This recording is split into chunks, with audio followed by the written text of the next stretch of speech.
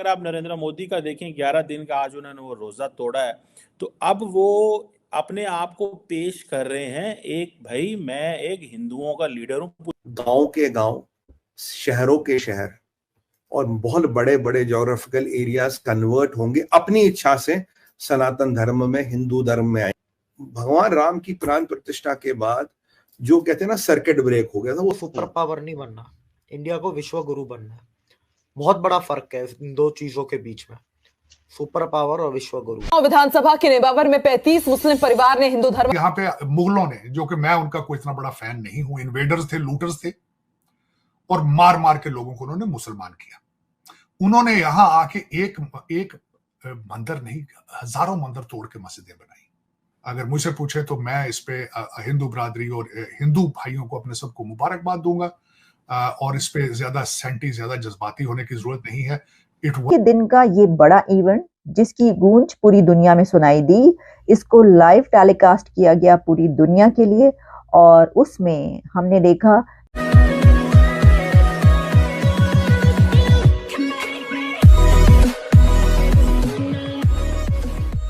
नमस्कार दोस्तों, यहाँ पर बात हो रही है कि देखिए जितने भी यहाँ पर जो फोर्सफुली कन्वर्टेड मुस्लिम्स थे इंडिया के अंदर, ठीक है, अगर उनको फिर से हिंदू बनना भी था तो उनके पास ऐसी कोई होप नहीं थी, कोई कल्चरली हम उसको इतना सेलिब्रेट नहीं करते थे। हम हिंदू थे, वो आइडेंटिटी भी हम रिलीज करने से डरते थे इन द सेंस हम ये सोचते थे कि भाई किसी को बुरा ना लग जाए। और खुद भी, क्योंकि देखिए पहले इस्लामिक शासन रहा, उसके बाद नो डाउट मराठाओं ने कवर कर लिया, लेकिन उसके तुरंत बाद अंग्रेज़ों वाला शासन आ गया, तो हम गुलामी वाली परिस्थिति में इस तरीके से जकड़ चुके थे कि भाई हम ये कहने के लिए, मतलब हमारा शब्द ही नहीं निकलता था कि हम हिंदू थे। लेकिन 2014 के बाद ये चीज़ इतनी पलटी है, इतनी ज़ोरों से पलटी है कि भाई, और अब देखिए अगर आप अपने कल्चर पर प्राउड फील करेंगे तो जो लोग फोर्सफुली कन्वर्ट हुए और जो सोच रहे हैं वो तुरंत बाहर आएंगे कि भाई ठीक है, हमारे जो बाप दादा थे वो फोर्सफुली कन्वर्ट हुए थे, तो अब हमें जो है वो फिर से घर वापसी करनी है। और यहाँ पर यही बात हो रही है कि अब देखना आस पास वाली सिचुएशन बहुत बदलेगी अयोध्या की। कई सारे गांव हो गए जो हिंदू बनने के लिए लाइन में लगेंगे। इसी के साथ ही वीडियो शुरू करते हैं।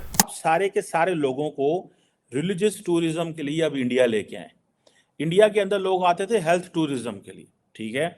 अब इंडिया के अंदर वो सारे के सारे जो हिंदूज ऑल इन इस रीजन में है, वो नेपाल में हों, वो भूटान में अगर कहीं पे हैं, या बाकी जगहों पे हैं, या श्रीलंका में जैसे मैं देख रहा था सेलिब्रेशंस हो रही हैं, या मॉरिशस में हो रही हैं, या और बहुत सारे जगहों में हो रही हैं, तो वो सारे लोग यहाँ पे आया करेंगे अयोध्या में, यूपी में, और वो आके यहाँ पे सेलिब्रेट करेंगे। And then all those Hindus who are in America, in Canada, in Europe, वो सारे के सारे अब यूपी आया करेंगे। अब यूपी में चार्टर्ड जहाज चलेंगे, फ्लाइट्स आएंगी, and then that will give India a relevance, ठीक है। ये अभी तो चलो ये स्टेट लेवल पे हो रहा है, मैं देख रहा था जनाब हेलीकॉप्टर पत्तियां जो है वो गिरा रहे हैं और बहुत कुछ हो रहा है, लेकिन आइंदा आने वाले दिनों में it's going to be different position.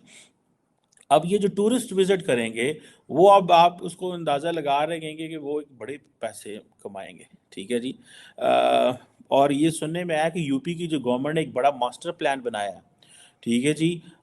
वो कहते हैं कि 2031 तक हम 85,000 करोड़ रुपया इन्वेस्ट करेंगे टू डेवलप द सिटी, ताकि इसमें हम और संस्कृति के साथ।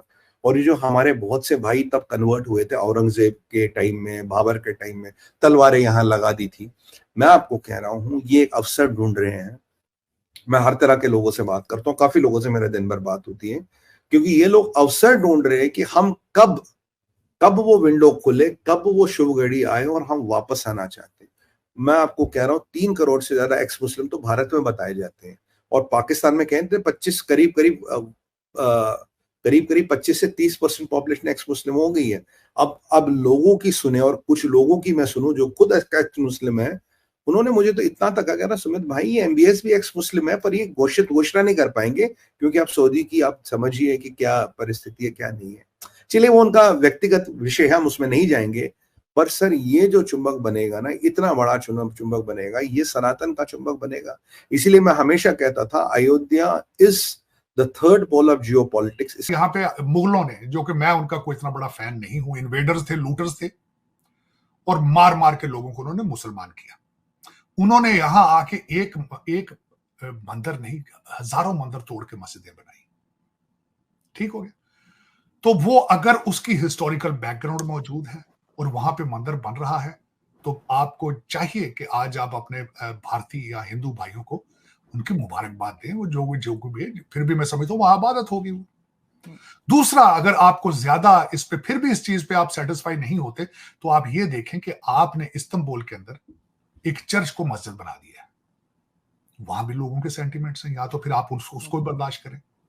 फिर मैं आपको ये बताऊंगा कि आप सिंध के अंदर, जिसको एक लफ्ज इस्तेमाल किया जाता है हिंदू बरादरी, लेकिन आप उसको बरादरी का लफ्ज खत्म कर देते हैं, बरादरी आप नहीं समझते उनको, आप उनके साथ क्या सलूक करते हैं?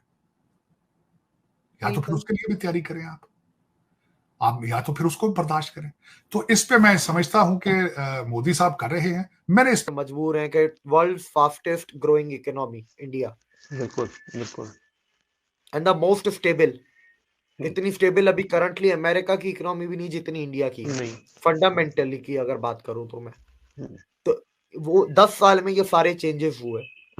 एक चीज नहीं होती। अभी मैंने आपको देखे डिप्लोमेटिकली, अब जैसे सुषमा स्वराज थी पहले 5 साल में, तो उन्होंने क्या किया कि सुषमा स्वराज के अंदर एफ जयशंकर थे, एमजे अकबर थे। एमजे अकबर को बोला कि तुम ओआईसी को संभालो और एफ जयशंकर संभालेंगे आपके वेस्टर्न वर्ल्ड को।